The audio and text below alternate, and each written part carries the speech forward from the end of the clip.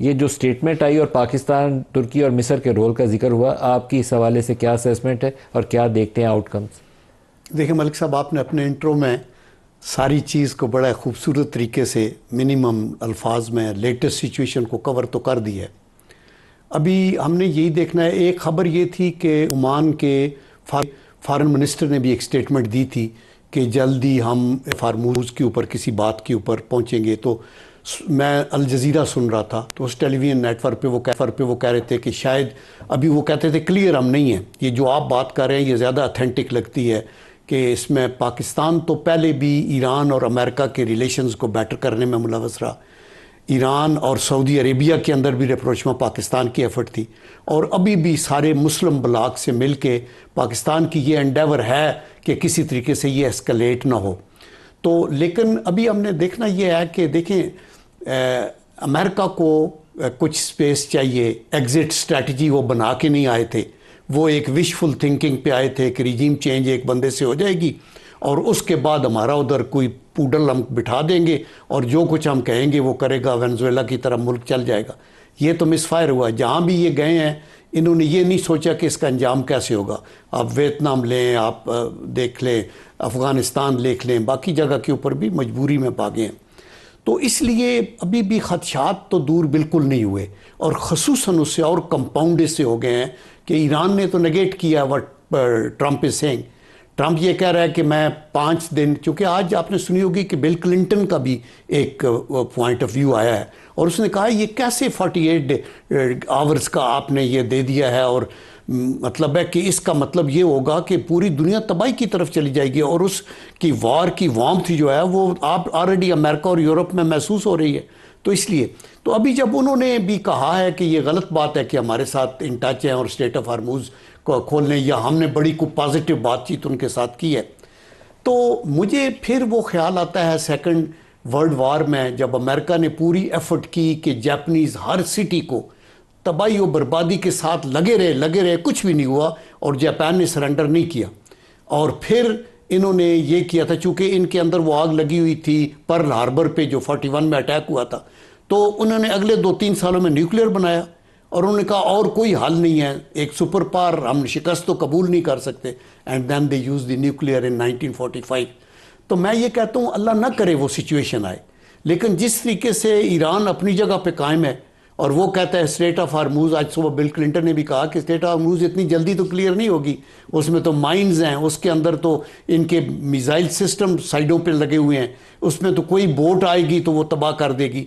तो इसलिए अगर अमेरिका को कोई ग्रेसफुल एग्जिट ना मिली, जैसे आप कह रहे हैं ना कि किसी तरीके से वो निकले, तो इट कैन बी अंदोनाक। मैं ये सोचता हूँ, और इसलिए ये एंडेवर मुस्लिम ममालिक की तो काबिल तहसीन है, और पाकिस्तान का किरदार एक मिसाली है इन दी सेंस कि हम किसी एक पार्टी की तरफ झुकाव नहीं कर रहे, हम यही कोशिश कर रहे हैं कि ये सब मुसलमान मुल्क हमारे भाई हैं और हम ईरान के भी खैर ख्वाह हैं। प्राइम मिनिस्टर ने उनके सदर से बात की है, हम सऊदी अरेबिया के साथ हमारा म्यूचुअल डिफेंस पैक्ट है, और जीसीसी कंट्रीज़ को भी हम अप्रिशिएट कर रहे हैं कि उन्होंने स्ट्रेटेजिक रेस्ट्रेंट यूज़ किया है, उन्होंने रिएक्टिव नहीं हुए, बिकॉज उससे और ज़्यादा तबाही होती है। अगर अल्लाह करे कि रेस्ट्रेंट का मुजाहरा ही करें। जनरल क्यूम साहब, अभी जो जिक्र हुआ मिडल ईस्ट के दीगर ममालिक का, सऊदी अरब के ऊपर कुछ हिट्स हुई हैं, हमारा सऊदी अरब से एग्रीमेंट है, और मेरी अपनी दिली ख्वाहिश है कि ईरान सऊदी अरब पे हिट ना करे, क्योंकि पूरी मुस्लिम उम्मा के लिए उसकी एक मरकज़ियत है मक्का और मदीना की,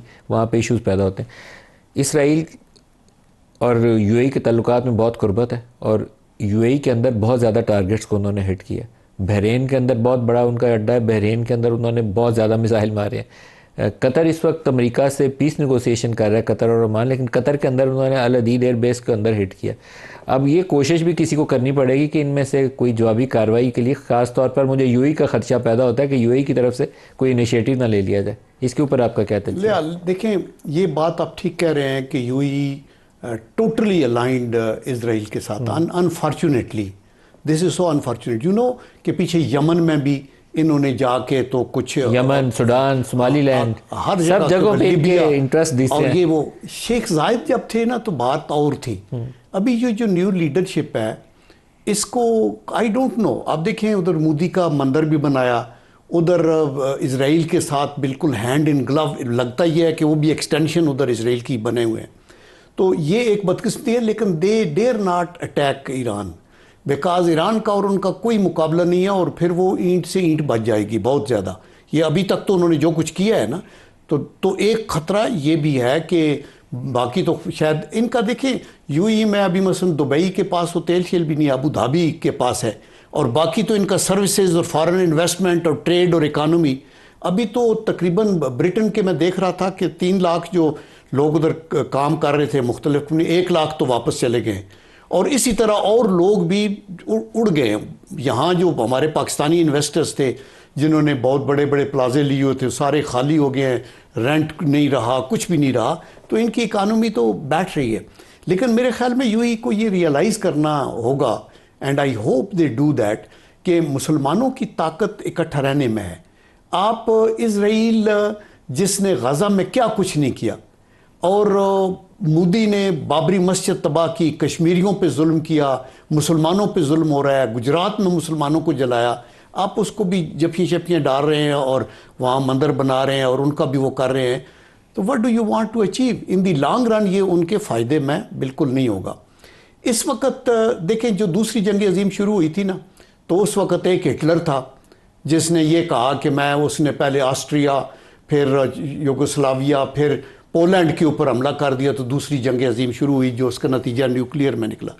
आज ये 3 हिटलर हैं, मोदी भी है, नेतन्याहू भी है, और अमेरिका का ट्रंप भी है।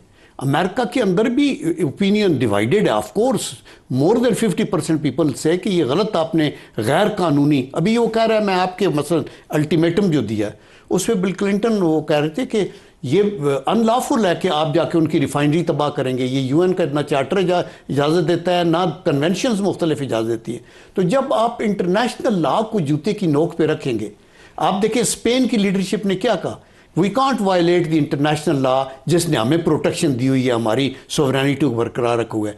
NATO first time in history इनसे अलग हुए हैं।